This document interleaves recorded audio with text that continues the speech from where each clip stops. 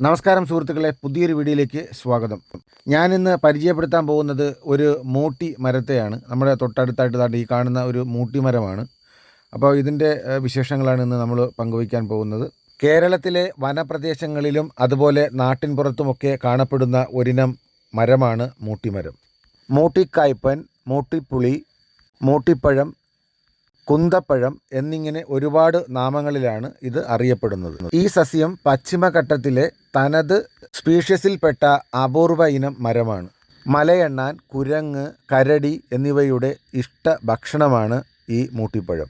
വനവുമായി ബന്ധമുള്ളവർ ഈ പഴത്തെ കാട്ടിൽ നിന്നും പറിച്ച് നാട്ടുമ്പുറങ്ങളിൽ കൊണ്ടുവന്ന് കഴിക്കാറുണ്ട്.